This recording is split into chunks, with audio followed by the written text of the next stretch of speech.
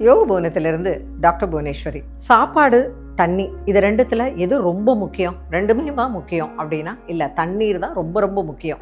சாப்பாடு இல்லாமல் கூட ஒரு நாள் கூட இருந்துடலாம் விரதம்ங்கிற பேரில், ஆனால் தண்ணி இல்லாமல் இருக்க முடியாது. தண்ணியை எப்பப்பெல்லாம் குடிக்கணும், ஏன் குடிக்கணும்?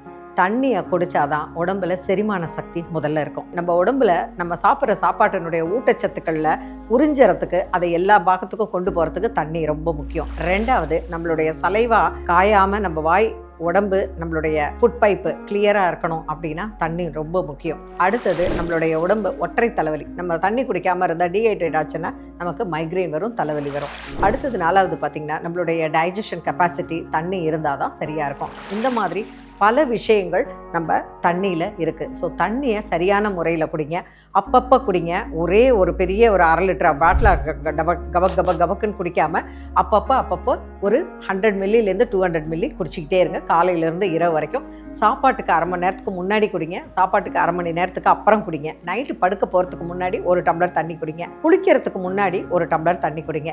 இந்த மாதிரி தண்ணி குடிக்கும்போது ரத்தத்தில் இருக்கக்கூடிய பிளாஸ்மா, சிறுநீர், வியர்வை இதெல்லாம் நம்ம உடம்புல சரியான முறையில் கழிவுகளை வெளியேற்றத்துக்கு தண்ணி தான் ரொம்ப பிரதானமாக இருக்குது. அதனால் தண்ணி குடிக்க மறக்காதீங்க. நான் சொன்னது குடிக்கிற தண்ணியை.